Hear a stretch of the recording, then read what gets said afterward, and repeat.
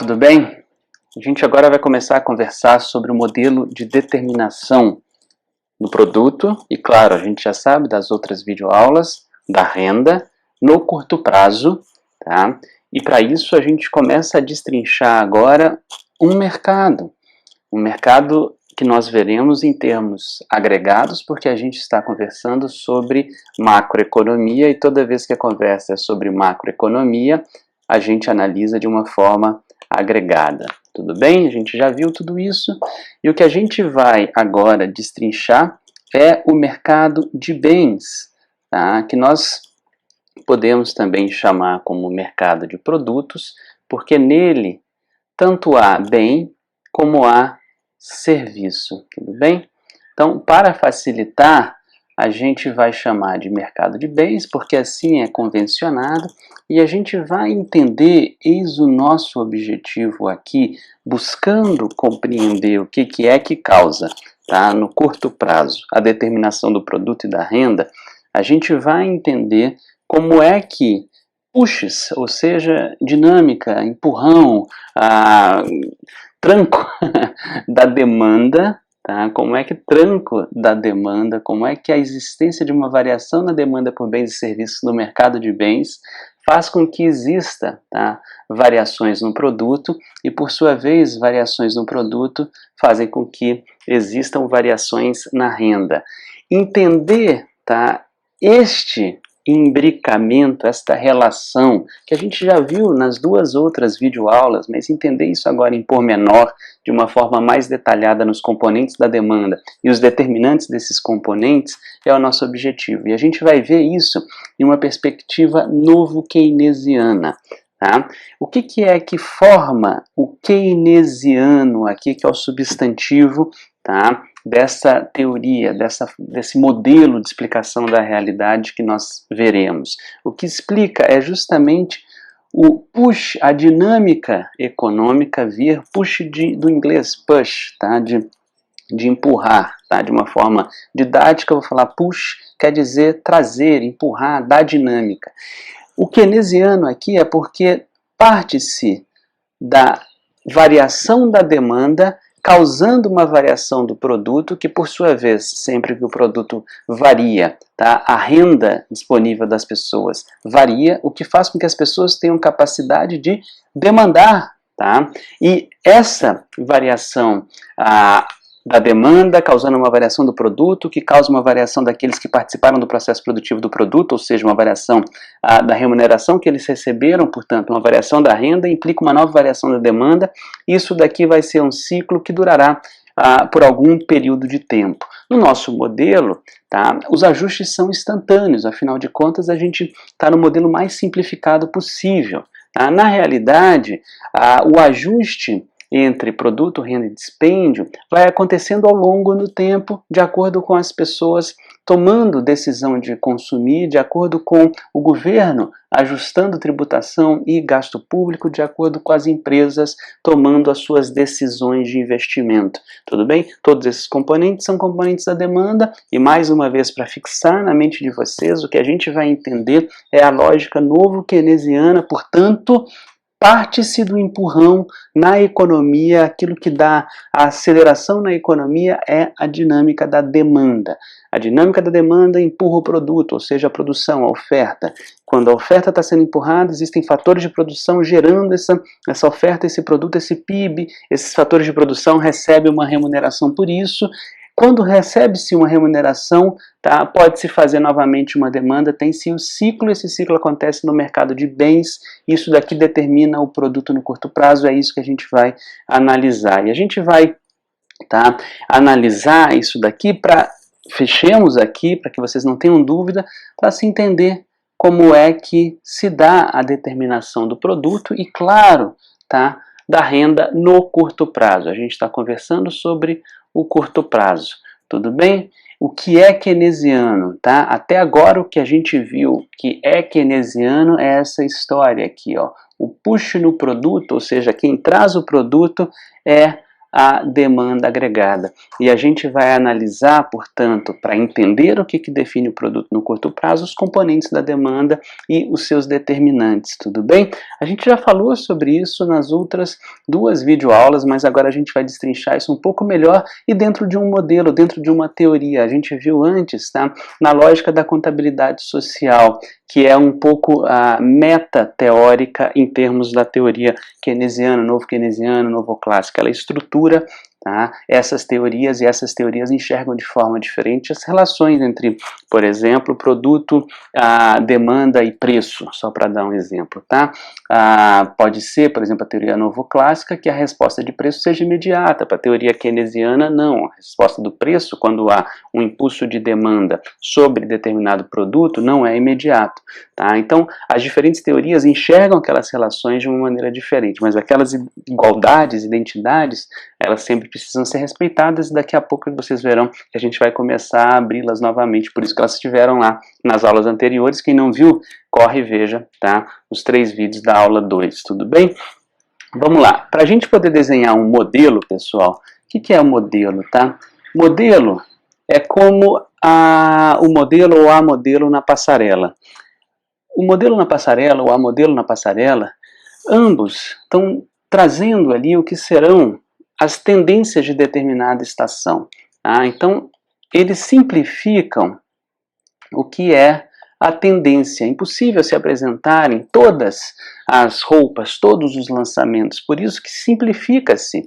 Tá? O que está ali na passarela é como se fosse um resumo, uma simplificação de tudo aquilo que será a tendência em determinada estação. Estou falando de desfile de moda, tudo bem?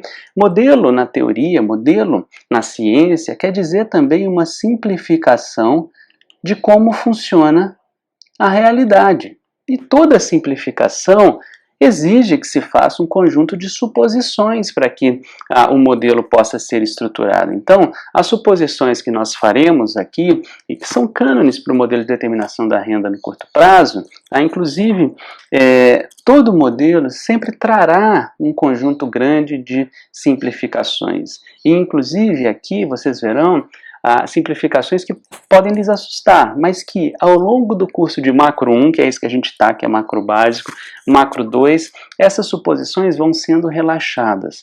Tudo bem? Mas sempre elas são necessárias, porque a gente vai do mais simples para o mais complexo, e agora a gente está no mais simples.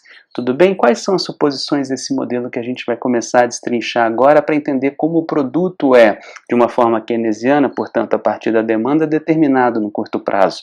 Tá? A gente vai partir da suposição, tá, de que nós temos um único bem na economia, esse bem é consumido pelas famílias, é consumido pelo governo, é investido pelas empresas.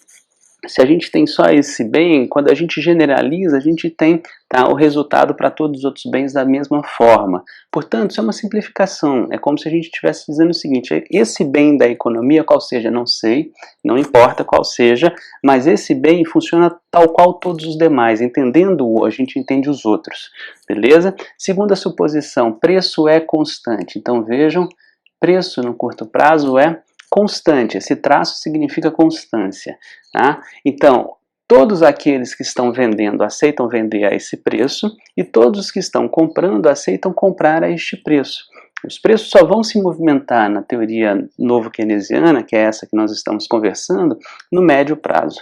Tudo bem? No curto prazo os preços não se movimentam, e eis, além da demanda ser o push da economia, a constância de preço no curto prazo é outro elemento, tá, keynesiano na teoria novo-keynesiana. Tudo bem? O ajuste se dá, nós veremos isso, não sobre preço. Então, se o ajuste na economia não se dá sobre preço, ele necessariamente tem que se dar sobre o quê? Quantidade. Tudo bem? Isso é um artefato keynesiano. Se a gente tivesse no mundo novo clássico, por exemplo, os preços variariam no curto prazo. Tudo bem? Por que existem diferenças? Porque as pessoas são diferentes e enxergam o fenômeno econômico de forma diferente. Não é à toa que o curso que nós fazemos é denominado ciências, no plural, econômicas, tudo bem? Então, o preço constante no curto prazo é outro artefato keynesiano da teoria novo-keynesiana, tá? A gente, em macro 1, vê a economia fechada, portanto, não há nenhuma transação com o resto do mundo, tá? Ah, mas as economias não são assim, não são mesmo. É por isso que Macro 2 dedica-se a estudar especificamente a economia aberta, mas Macro 1 não, porque a gente precisa passar pelo simples para poder chegar, tá, no modelo mais complexo, que aí envolve o resto do mundo, tá? Veja, a gente tem uma outra coisa, só um parênteses para vocês. A gente está falando do mercado de bens. A economia é composta por 3 mercados: de bens, financeiro e o mercado de trabalho. No que a gente vai estudar em Macro 1 e também em Macro 2, a gente não analisa o mercado de trabalho. Isso por quê? Porque é pela simplificação que a gente caminha. Tudo bem? Então a gente vai falar sobre o mercado de trabalho, vai ter uma pequena, lá no capítulo 5 ou 6, vai ter uma pequena a apresentação de como funciona, por exemplo, o modelo de marcação de salários, mas a gente não analisa efetivamente o mercado de trabalho, como a gente analisa o mercado de bens e como no próximo vídeo a gente vai analisar o mercado financeiro. Tudo bem? Por quê? Porque tem que simplificar. Para a gente poder chegar no complexo, a gente parte do básico e o Macro 1 é o básico. Por fim, a outra suposição que nós temos, tá, é que as empresas não mantêm estoques. Tudo bem? Então, feito isso, qual é o nosso próximo passo? O nosso próximo passo é destrinchar aquilo que explica a geração, a determinação do produto da renda no curto prazo, que é a demanda. Então, a gente vai agora começar a abrir quais são os componentes da demanda e quais são os determinantes desses componentes da demanda. Tudo bem? Vamos lá. O primeiro dos componentes da demanda é o consumo. Tudo bem? E consumo é feito pelas famílias. Tá? Então tem o componente da demanda, consumo, e quem é que o faz? Famílias, tudo bem? Então a gente chama na economia consumo de C. E o consumo, ele tem uma função consumo que foi desenhada por Keynes, lá na sua teoria geral, em termos macroeconômicos, e que vai dizer o seguinte: o consumo é uma função da renda, tudo bem? Esse Y aqui é produto, mas é também renda. Portanto, quem explica, tá, o consumo é a renda. E qual é, efetivamente, a relação que se trava entre consumo e renda nessa perspectiva? Pois bem, o consumo ele tem uma parte que é autônoma, que é aquela parte do consumo que independe da existência de renda. Nossa, mas aí quem não tem renda não consome? Não, despoupa, tá? Vende patrimônio, pega dinheiro emprestado, consegue consumir alguma coisa a partir de uma doação. Então tem os meios para a pessoa sem renda consumir. E tem uma parte que depende crucialmente da renda. Então aqui, esse C0 é o que nós chamamos de consumo autônomo. Desculpem o meu péssimo jeito de escrever, tudo bem? Esse consumo autônomo é aquele que independe da renda, como eu comentei com vocês. E nós temos a parte do consumo que vai ser explicada pelo determinante do consumo principal, o determinante do consumo que é a renda, tudo bem? Essa renda, no fundo, vai ser a renda líquida ou disponível que as pessoas têm. A gente chama isso daqui na economia de YD, porque esse D quer dizer disponível. Gravem, tudo bem? Todas essas siglas porque a gente vai precisar. O que é que define a diferença entre renda bruta, tá, e esse Y menos T, que é a renda líquida ou a renda disponível? São, sobretudo, as transferências que as pessoas fazem para outros. O principal nível de transferência, ou a principal transferência que as famílias fazem, são os tributos, taxes, tudo bem? Os impostos. Beleza? Então, no fundo, quando a gente estiver tramando a nossa função consumo, tá? A nossa função consumo, ela sempre será descrita considerando que a renda é líquida, portanto, é a renda já, tá? Que é disponível efetivamente para o gasto em consumo das famílias, tudo bem? E a gente ainda tem esse tal C1 aqui, tá? C sobrescrito 1, que é uma outra criação teórica de Keynes, que é a chamada propensão marginal a consumir. O que é isso?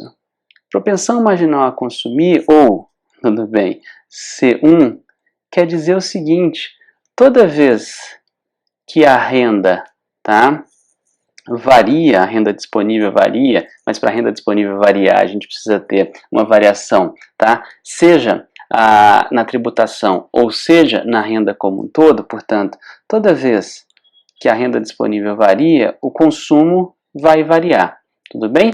E qual é a dimensão da variação do consumo quando a renda disponível varia? Propensão marginal a consumir. Portanto, a propensão marginal a consumir, ela explica o quanto da variação da renda disponível se torna consumo, tudo bem? Essa relação, ela se encontra entre 0 e 1. Isso quer dizer o seguinte, tá? Usualmente as pessoas não consomem toda a variação da renda. Tudo bem? Isso quer dizer que se a renda variou 1, as pessoas não vão variar o consumo em 1, tá? Então, isso daqui define que o intervalo em que se encontra a propensão marginal a consumir é um intervalo positivo, porém menor do que a unidade, tá? Ainda que maior do que o nulo, tudo bem? Isso daqui define, portanto, a inclinação de uma eventual curva de consumo. Então, se a gente fizer, tá, uma relação entre consumo e renda, vou só desenhar para vocês aqui. Aqui a gente tem o consumo, aqui a gente tem a renda. Se a gente fizer uma relação expressa graficamente, essa relação tem uma inclinação C1, tudo bem? A gente já sabia disso porque a relação entre consumo e renda é positiva, a gente já tinha coeficiente angular aqui definido, tá? O que implica, isso daqui, a inclinação é C1, tudo bem? Mas isso é a curva da função consumo, tá? A inclinação é definida por C1, isso daqui é a própria função consumo, tudo bem? Logo, o que isso daqui está desenhando, não se assustem com gráfico, é meramente que toda vez que a renda aumentar, o consumo também aumentará. Beleza? Feito? Pois bem, sobre o consumo, é isso que nós temos, tá? Guardemos sempre, por fim, isso daqui. O consumo, a função consumo, é o consumo autônomo mais a propensão marginal a consumir, e a propensão marginal a consumir mostra o quanto da renda disponível, quando essa renda disponível varia, se torna consumo.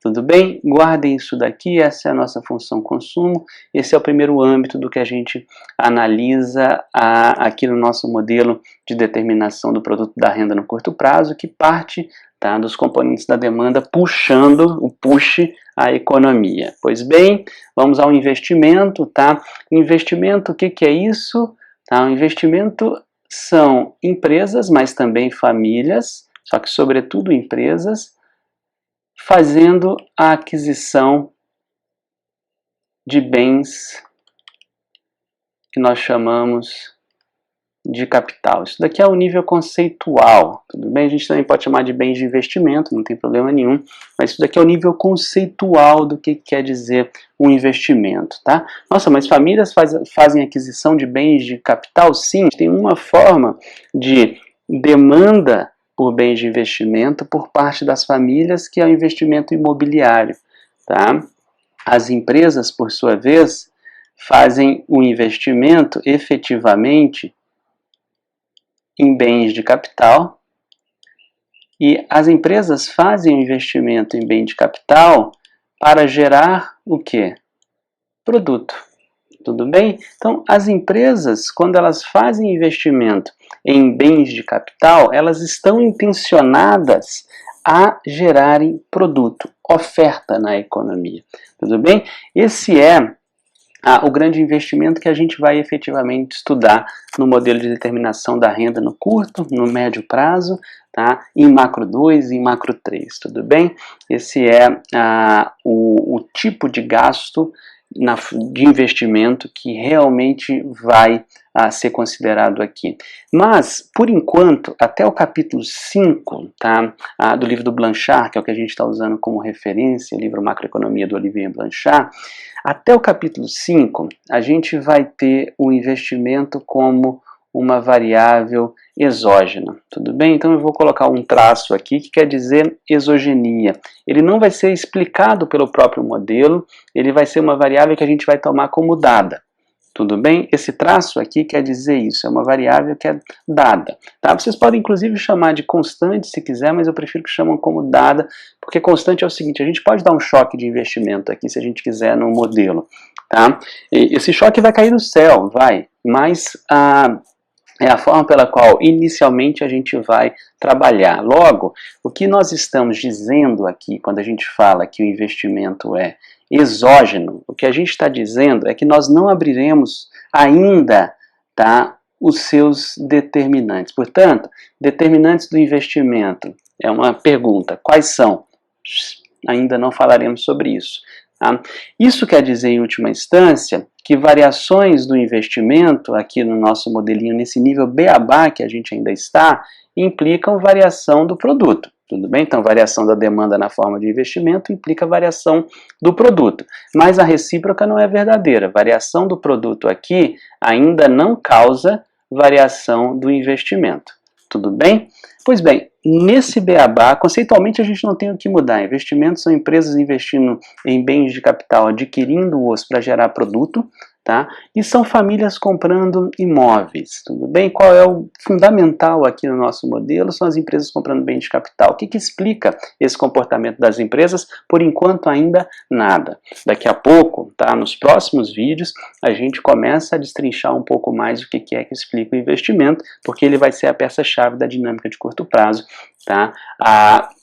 Do nosso modelo de determinação do produto da renda. Tudo bem? Sobre investimento, mais nada a dizer, então vamos agora ao gasto público. A gente não vai passar pelo resto do mundo, porque a gente viu lá no comecinho a nossa suposição de que a gente está numa economia fechada, mas com o governo. Tudo bem? Lembra do vídeo da aula sobre os agregados macroeconômicos e as identidades contábeis? Então, nas identidades contábeis, a gente mostrou a economia fechada e sem governo, fechada e com governo e aberta. A gente está na fechada e com governo. Tudo bem?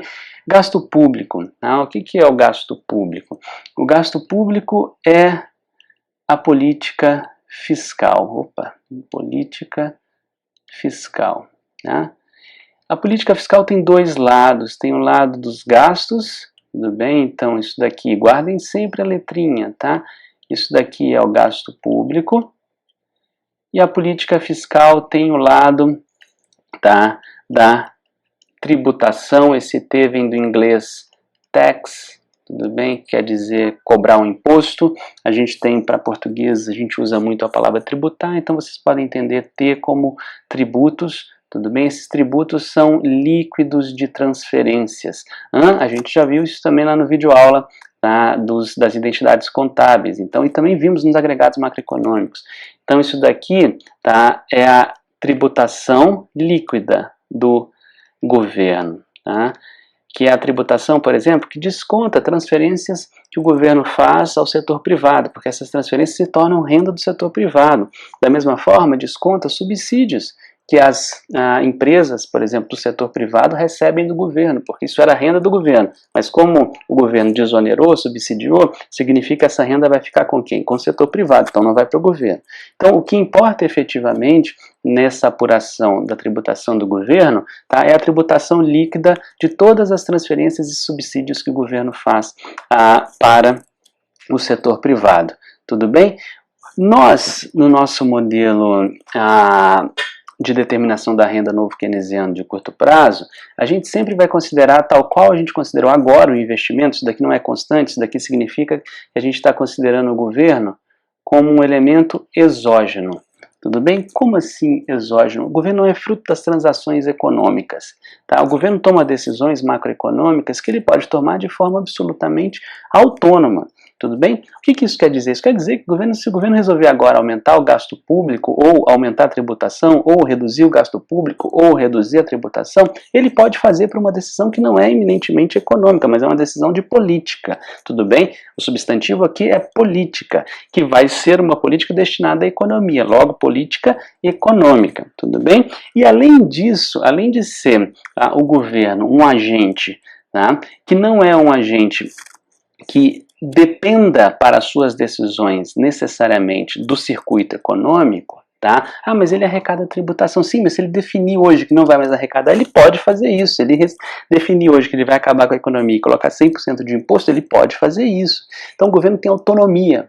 Tudo bem? Por isso que a gente vai considerar o governo como exógeno nesse modelo, porque ele é absolutamente, tá, autônomo em relação ao processo da dinâmica econômica, tudo bem? Ah, então ele é desimportante? De jeito nenhum, ele é o agente mais importante. Aqui está o segundo motivo pelo qual a gente vai considerar o governo exógeno.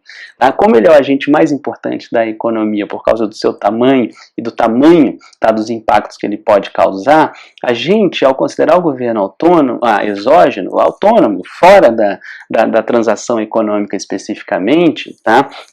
A gente pode analisar quais são os impactos da ação do governo sobre a determinação do produto, tá, e logo da renda no curto prazo. Então, quando a gente considera o governo fora, tá, da economia, fora no sentido da determinação, pessoal, tem que escolher muito bem as palavras para evitar confusão para vocês. Então, o governo, ele está dentro da economia. Tudo bem? Mas se o governo, por exemplo, quiser aumentar a renda dele, ele não depende de maior produção. Ele pode simplesmente aumentar a tributação. É isso que quer dizer que quando o governo está, de certa forma, fora do processo de circulação, tá? De produção de bens e serviços e logo de renda. Mas não quer dizer que ele seja sem efeitos. Então, até a palavra é muito difícil, mas a melhor palavra que nós temos é autônomo. O governo pode tomar decisões autônomas, tá? E nesse sentido, sempre que o governo quiser causar algum impacto na economia, basta ele decidir. Mas talvez autônomo não seja uma palavra didática, embora é a palavra correta. Tudo bem? Então é isso que eu estou tentando chamar aqui para explicar para vocês que decisões do governo não dependem especificamente da produção de renda, tá? Em um país, da produção de bens e serviços em um país. Tudo bem? Mas toda vez que o governo toma uma decisão, ele impacta essa geração de produto e logo, obviamente, a geração de renda no país. Tudo bem?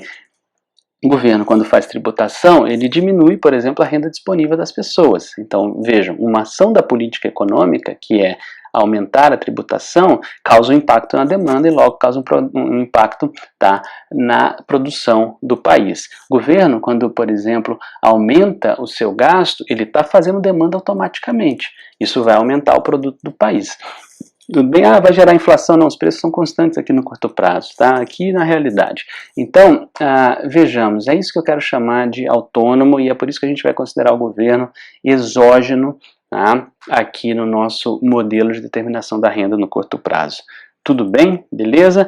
Como é que a gente sintetiza essas coisas, tá? A gente sintetiza essas coisas no nosso modelinho de determinação do produto e da renda no curto prazo. O modelo de determinação da renda, tá, e do produto e da renda no curto prazo parte de Z. Quem que é Z? É a sigla da demanda. Tudo bem?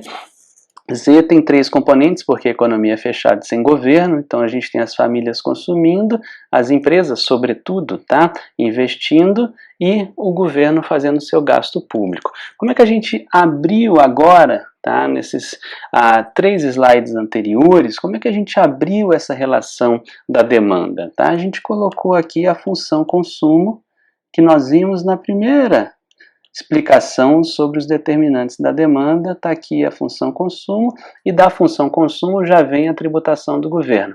Tudo bem? Aí nós temos aqui 2 coisinhas que são exógenas, por enquanto o investimento é exógeno e o governo sempre será.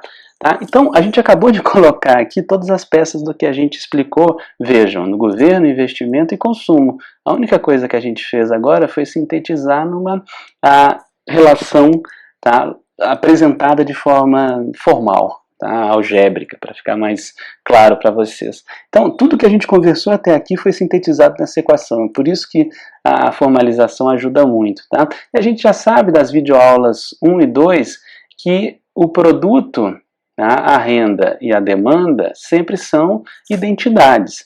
Isso quer, portanto, dizer, tá, que essa relação de demanda aqui, ela também tem uma relação com o produto. Qual? A condição, tá, de equilíbrio do mercado. O produto é igual à demanda, a renda, que é igual ao produto, é igual à demanda. Então, o que aconteceu aqui? Nada.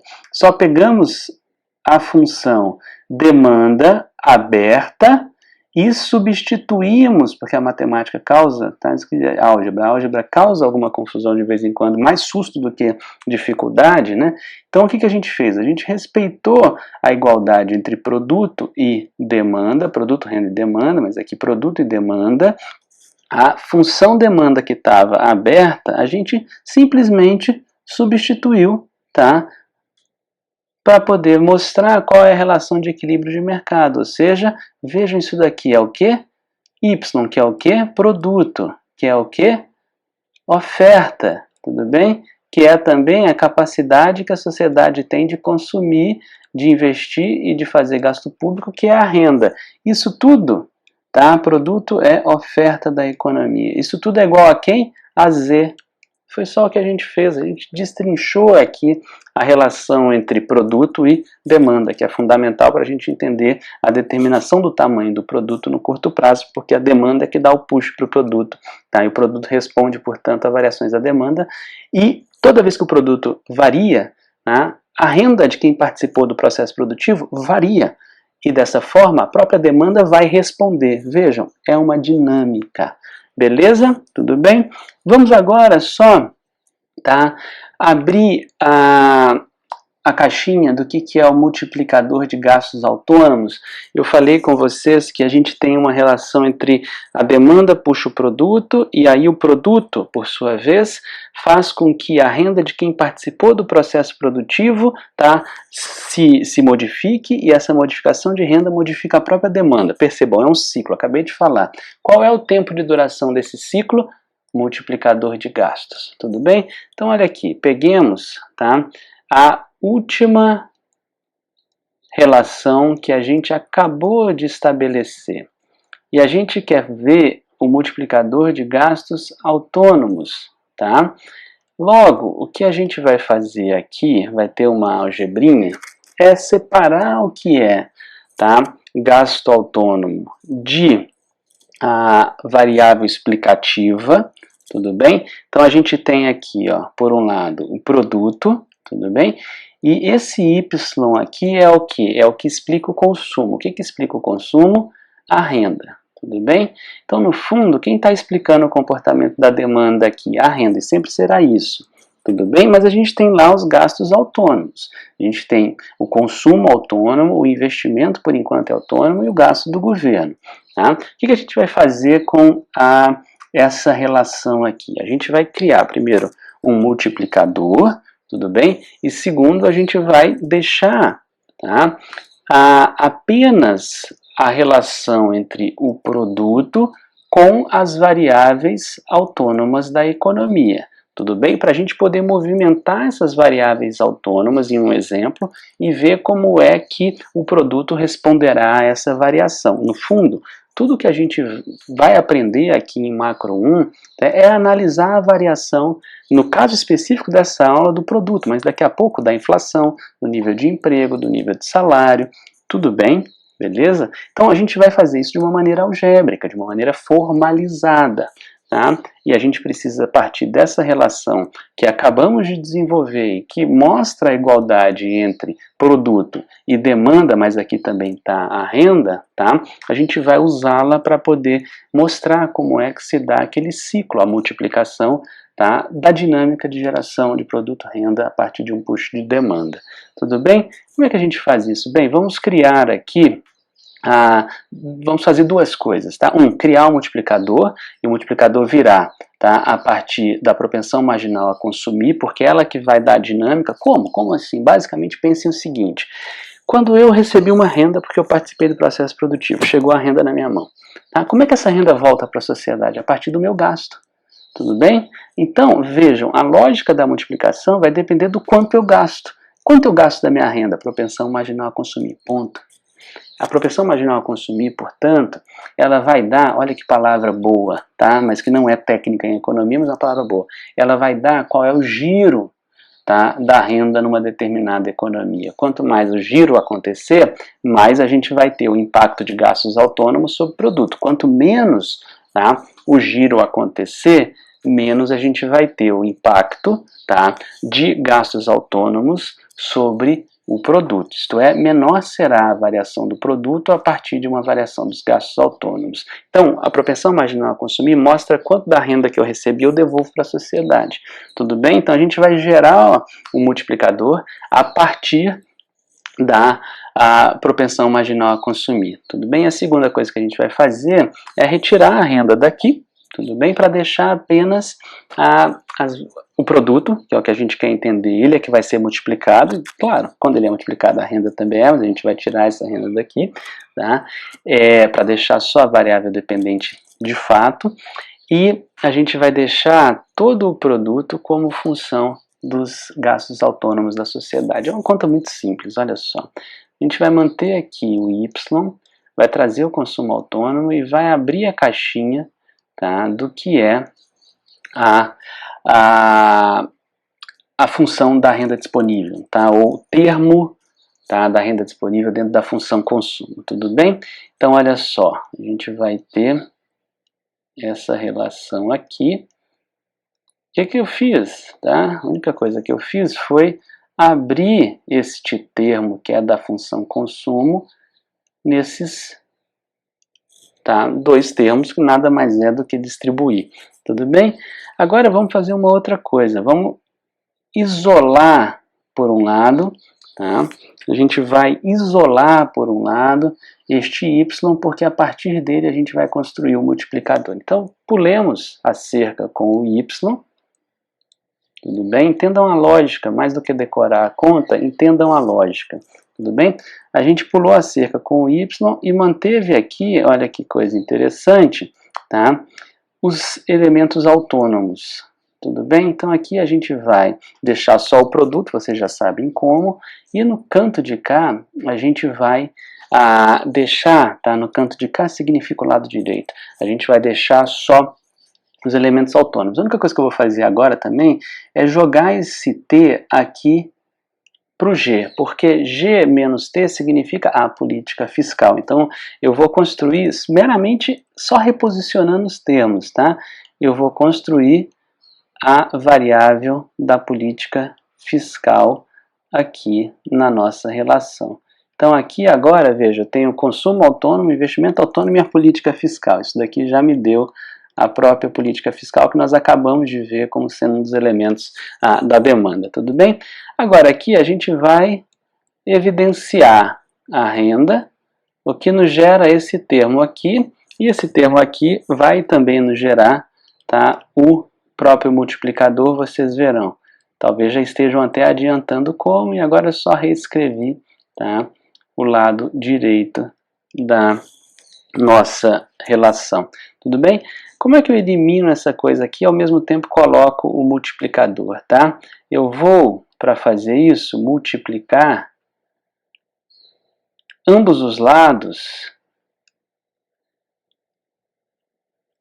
por alguma coisa que me elimine isso daqui. Por que tem que eliminar? Porque olha só que interessante, quando eu eliminar este termo 1 menos, tá, a propensão marginal a consumir, isso é a propensão marginal a poupar, mas quando a gente eliminar isso daqui, eu fico com, tá, o que será multiplicado, que é o produto, e fico com os elementos autônomos. Então, numa cartada só, tá, quando eu divido ambos os lados por 1 menos C1, o que eu vou chegar? Então, multiplique todos os dois lados por 1 sobre 1 menos C1. Eu vou chegar a y, tudo bem? Elimina-se aqui. Vai ser igual a 1 sobre 1 menos C1, né? Que vai multiplicar CO mais, né, investimento mais os gastos do governo deduzidos, ou resultado da política fiscal deduzidos da renda líquida do governo, tudo bem?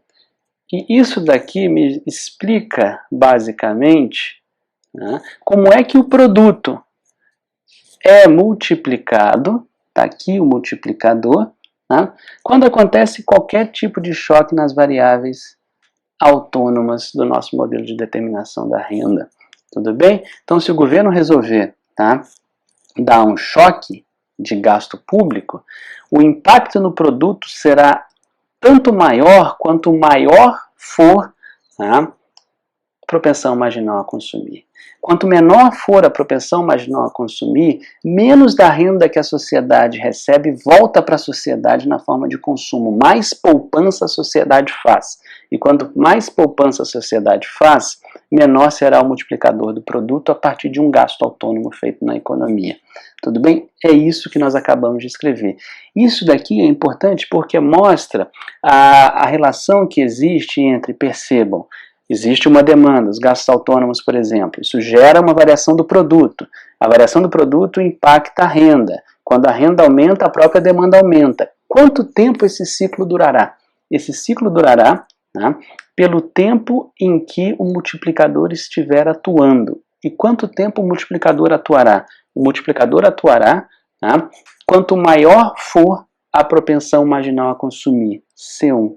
Tá? Ou, portanto, a mesma coisa, quanto menor for a propensão marginal a poupar. Ah, você não falou dela, não, mas é só para trazer para vocês na lógica e mostrar para vocês, tá, que a propensão marginal a poupar é o inverso da propensão marginal a consumir e vice-versa, tudo bem? Então, quanto mais parte da renda que a pessoa, quanto maior a parte da renda que a pessoa que recebeu a renda devolver na forma de consumo, maior é o multiplicador dos gastos autônomos, isto é, mais o PIB vai responder, o produto vai responder quando um gasto autônomo for feito.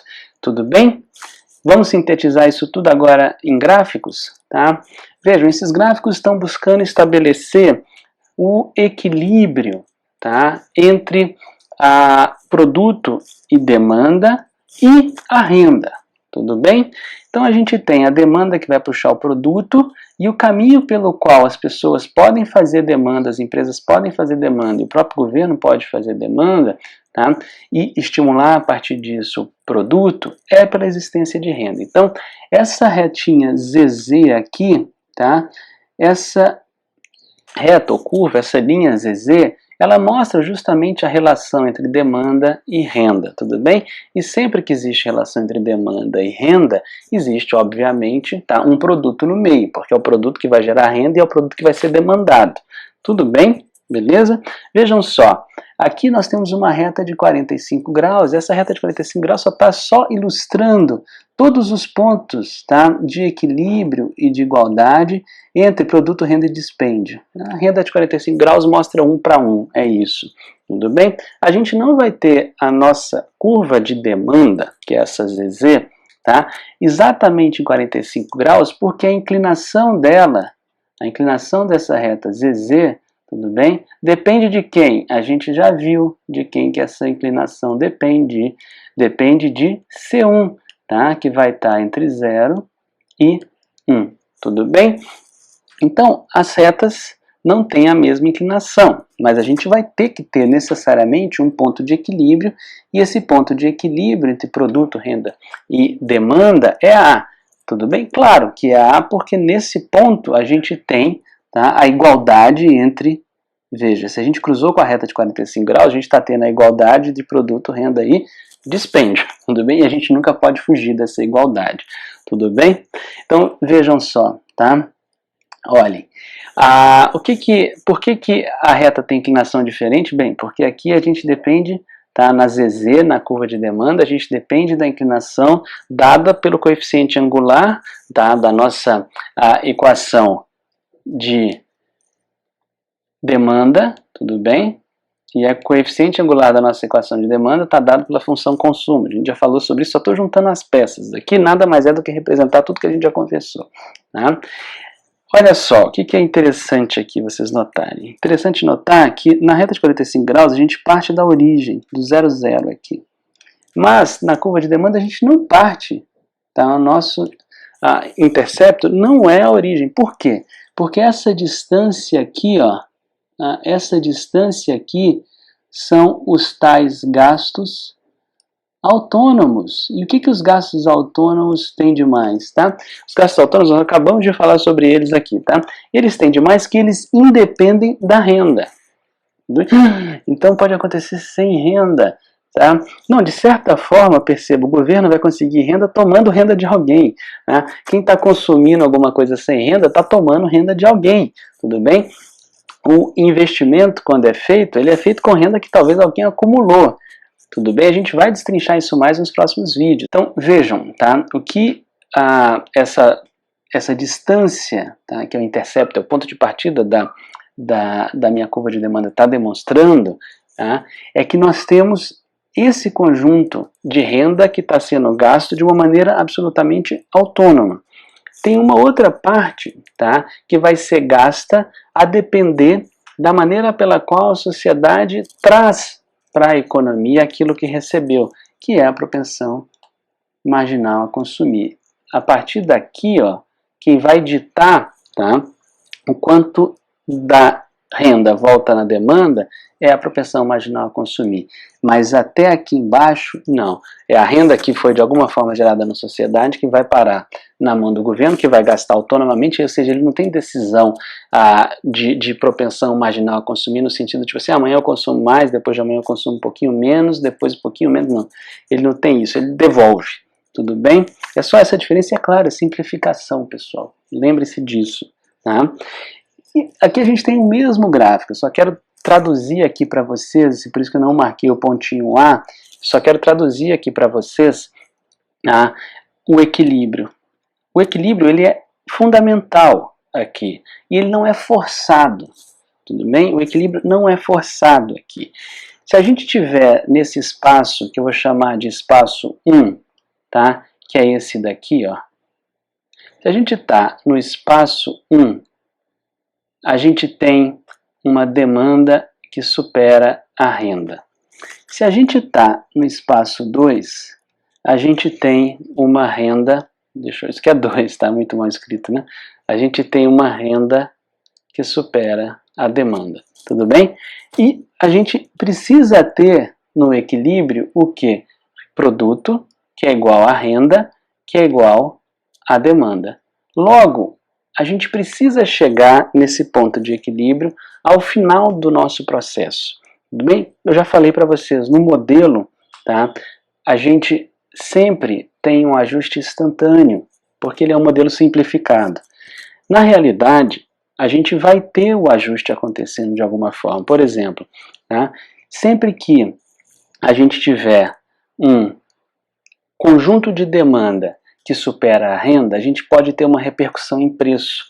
Ou a gente pode ter uma repercussão, tá, inclusive, em mais produção. Então, isso vai fazer de alguma forma o push, a depender da teoria e a depender também da realidade, tá, de cada condição circunstancial das economias. A gente, toda vez que está numa situação em que a demanda é maior do que a renda, a gente vai ter um ajuste de crescimento de renda para chegar nesse ponto de equilíbrio. Se a gente está numa situação em que a renda é maior do que a demanda, significa que existiram pessoas que receberam recursos e que não devolveram esses recursos na forma de demanda. O que vai acontecer? Tá? A gente vai ter um ajuste de produção para menos, que fará com que a renda se reduza igual à demanda. Tudo bem? Então, no processo econômico, tá, a gente vai caminhar para a igualdade entre renda e demanda, ou renda, produto e demanda, tá? Porque os processos econômicos conduzem a isso.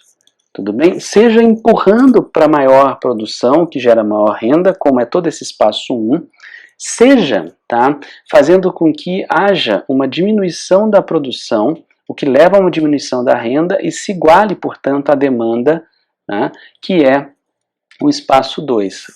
Por um ou para o outro, a gente caminha para o ponto de equilíbrio, e o ponto de equilíbrio sempre está respeitando, tá, a identidade contábil. Então, seja para um caminho ou para o outro, seja para um estímulo à produção, que é esse espaço 1, ou seja para um desestímulo à produção, porque mais sobrou-se, digamos, poupou-se renda, de forma que demanda não foi feita, e aí diminui-se produção, diminui-se renda para igualar com a menor demanda, a economia caminha para o seu ponto de equilíbrio, e esse ponto de equilíbrio respeita aquelas identidades contábeis que nós vimos na videoaula 3 da aula do tópico 2 do nosso curso, tudo bem? A última videoaula anterior, tudo bem?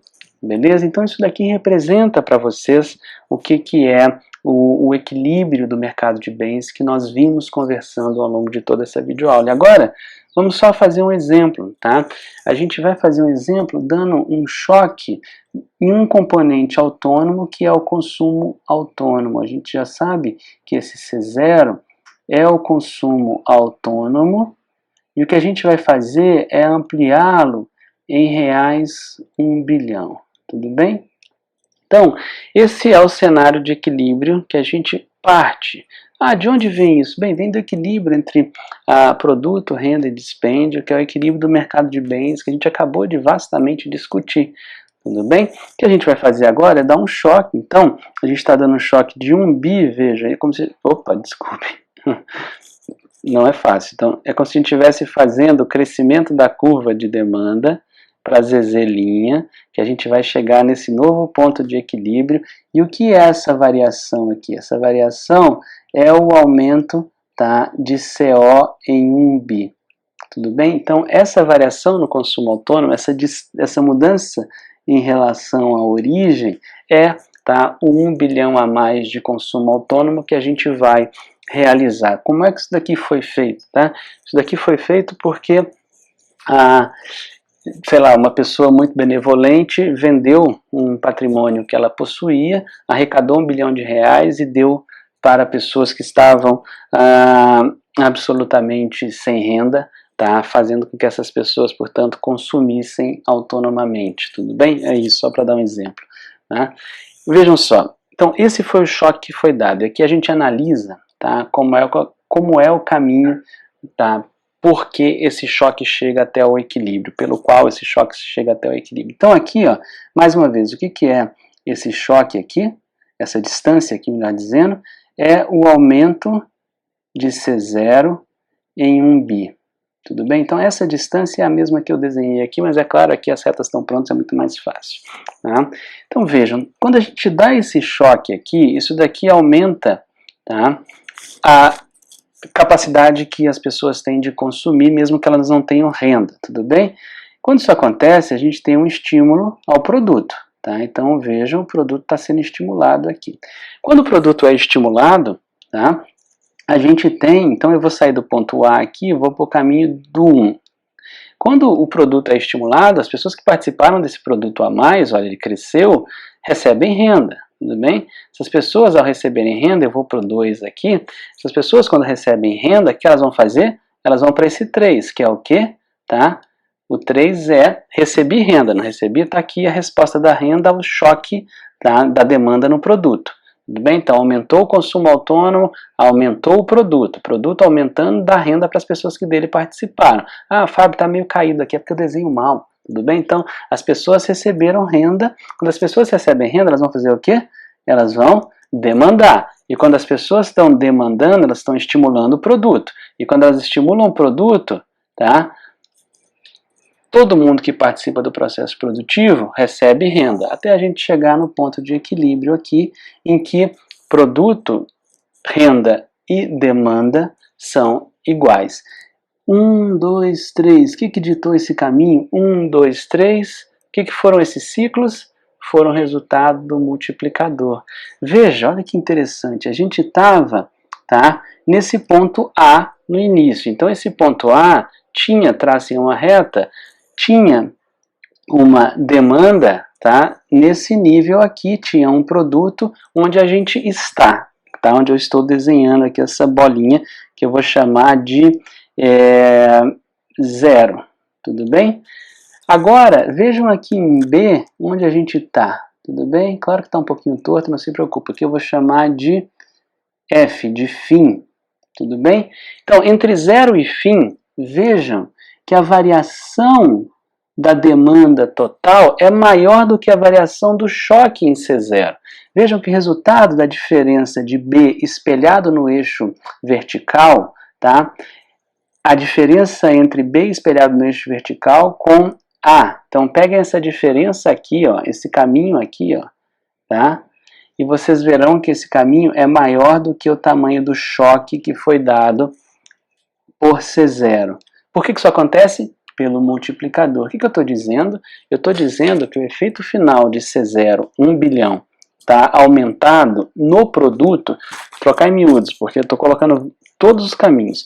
aumentou-se o consumo autônomo em 1 bilhão. O impacto disso no produto, o impacto dessa demanda autônoma no produto, tá, é muito maior do que 1 bilhão. É isso que essas diferenças aqui estão demonstrando. E por que essas diferenças acontecem? Bem, porque existe um porque existe um multiplicador na economia dos gastos, tá, que fazem com que a relação de aumento de demanda implicando aumento de produto, que aumenta a renda, aumenta novamente a demanda, o que aumenta novamente o produto, que aumenta novamente a renda, o que aumenta novamente a demanda, isso daqui faz com que esse 1 bilhão sejam multiplicados.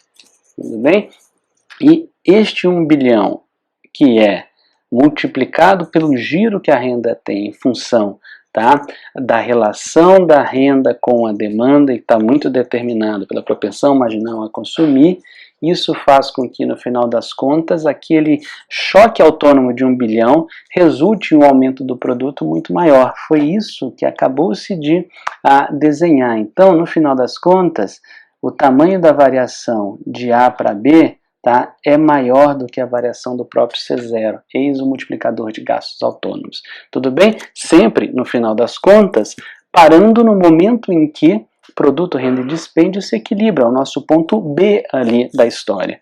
Tudo bem? Se a gente estivesse numa situação além do ponto B, significa que renda foi gerada e não foi gasta, porque ela ficou maior do que a demanda, esse espaço 2. Desse jeito, as pessoas diminuem a produção, com a diminuição da produção, a renda diminui, logo a demanda diminui, igualando, em última instância, tá, a demanda menor lá do período do choque. Tudo bem? Se a gente tivesse numa situação em que a demanda está maior do que a renda, a gente tem um estímulo à produção. Quando a produção acontece, aumenta-se a renda, né? E a gente, portanto, aumenta a renda e faz igualar com a demanda que existia antes. Sempre a gente vai estar nesse equilíbrio, esse equilíbrio é o equilíbrio do mercado de bens. No próximo vídeo, na próxima aula, a gente vai falar do equilíbrio do mercado monetário e financeiro. E aí a gente começa a ter o caminho para definir os determinantes do investimento, mas até aqui investimento é autônomo, ou seja, ele depende dele mesmo, ele é exógeno, ele cai do céu. Com o mercado financeiro vindo no próximo vídeo, a gente começa a ter um dos seus determinantes, e a gente pode falar mais detidamente sobre investimento lá no capítulo 5, ou seja, daqui a 2 videoaulas, porque a gente trouxe. Na próxima, a gente trará, vou levar para o tempo verbal correto, a gente trará, tá, uma das variáveis cruciais para explicar o comportamento do investimento, que é a taxa de juros. Mas para falar da taxa de juros e para falar do mercado monetário e financeiro, é o próximo tema, é o próximo vídeo. Tudo bem? Um abraço.